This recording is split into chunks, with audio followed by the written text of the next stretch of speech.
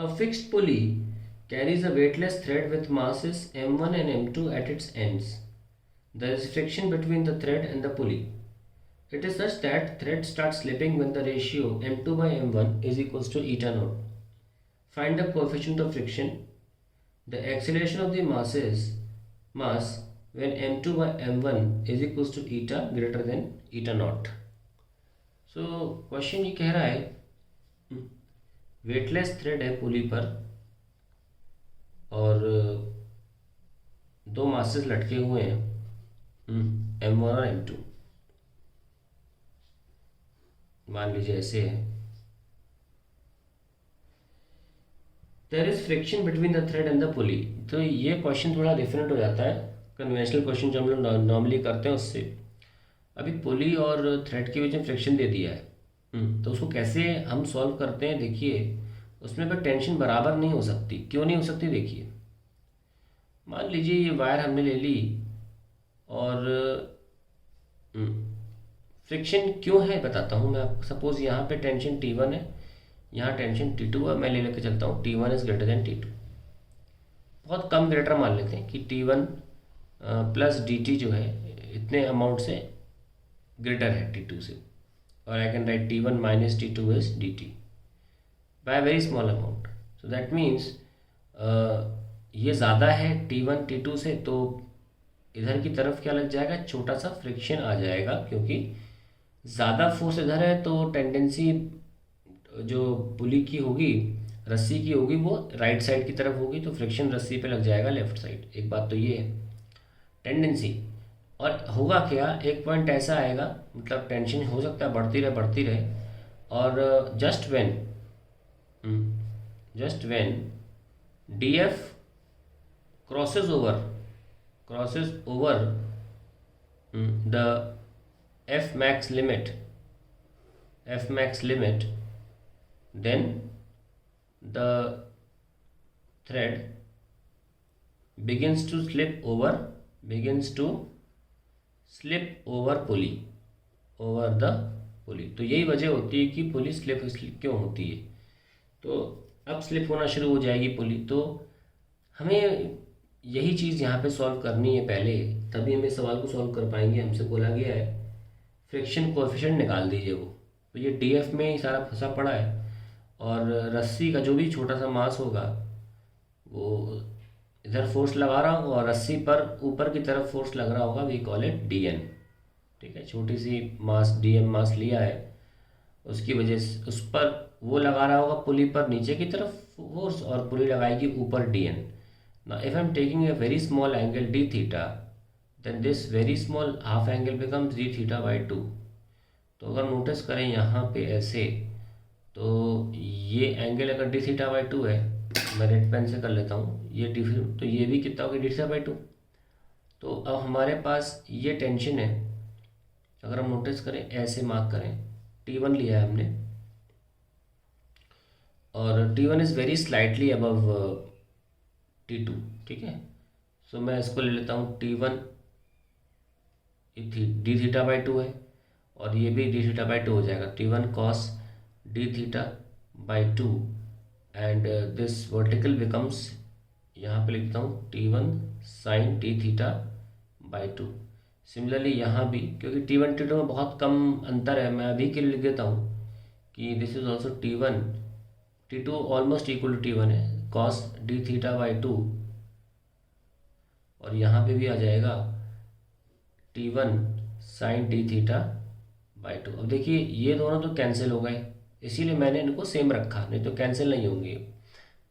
मतलब मैं कह सकता हूँ x माइनस वाई ज़ीरो मैं ऑलमोस्ट ले सकता हूँ, पर x प्लस वाई मैं कर सकता हूँ. ठीक है ना, तो x, ताकि मैं इसको ज़ीरो कर सकूँ, इसीलिए मैंने इनको ऑलमोस्ट बराबर ले लिया है. नहीं भी होगा तो कोई फ़र्क नहीं है, हल्का सा चेंज आएगा थोड़ा, लेकिन अभी कैलकुलेशन के लिए, dn की कैलकुलेशन के लिए मैं ऐसा कर रहा हूँ. तो dn जो हो जाएगा वो हो जाएगा, इट विल बी t, मैं वन सफिक्स पे हटा देता हूँ अभी, t sine d theta divide by 2. तो ऐसा दो बार ऐड हो रहा है into 2. So we what we get, dn is equals to 2t sine d theta divide by 2 और we get 2t into d theta by 2. So we get t d theta. So dn is equals to t d theta, and that is the normal reaction over a very small mass of rope हमें मिल गया है. At the same time we know that df जो है वो mu times dn होता है. That is mu times dn और dn mu t d theta. ठीक है. And what we also know that कि हमने बोला था आपसे कि T1 माइनस T2 स्लाइटली जो चेंज है वो dt के बराबर है, और यही है जो df को जन्म देता है. जो एक्स्ट्रा फोर्स है वो फिर बाद में बैलेंस हो जा रहा है df से, तो df जो है वही dt भी है. ठीक है. So mu t d theta and then dt by t is equals to mu d theta. इसको सॉल्व करेंगे फर्दर, मिलेगा log t is equals to mu, यहाँ पे डी थीटा की जगह थीटा ध्यान रखना है रेडियन में, और ये आप ले सकते हैं रेशियो T1 से T2 के बीच में. So we get log T2 by T1 is equals to mu theta radian and T2 is equals to, यहाँ पे मैं e पावर ले रहा हूँ तो ये ऊपर चला जाएगा, और T1 times e power mu theta. So ये बहुत इंपॉर्टेंट रिलेशन निकल के आया जब भी पुली और रोप में फ्रिक्शन होता है. अब इसको फर्दर सॉल्व कर सकते हैं. जो क्वेश्चन की डिमांड है म्यू निकालना था हमें, हमने जानबूझ के रिलेशन निकाला आगे बढ़कर, क्योंकि ये अपने आप में एक स्टैंडर्ड रिजल्ट है. और वैसे आपको अगर निकालना ही है तो थीटा सी म्यू बराबर will be 1 upon theta c, और यहाँ लिख रहा हूँ मैं mu coefficient of friction log of T2 by T1. Now theta c can be taken to be, अगर हम इस तरीके का फिगर ले रहे हैं तो थीटा आप देख सकते हैं पाई है. सो 1 अपॉन पाई log ऑफ, और T2 को लिख सकते हैं m2g, T1 को m1g, m2 by m1 ji cancel हो जाएगा, और सवाल में m2 बाई m1 दे रखा है हमें eta not. So we get log of eta not 1 upon pi. So that is the answer to the question, first part. Now the second part is the acceleration of masses when m2 by m1 is eta naught. So we can start here. हमें given condition क्या है कि m2 is greater than m1 दिया हुआ है जो कि eta है, और eta is greater than eta naught. Diagram दोबारा बना लेते हैं. This is m1, this is m2.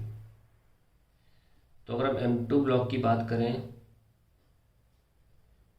m2g T2 और नीचे जाएगा क्योंकि m2 भारी दिया हुआ है, हमें गिवन है कि ये ईटा नॉट से बड़ा है, तो m2 is heavier than m1. So obviously it will come down.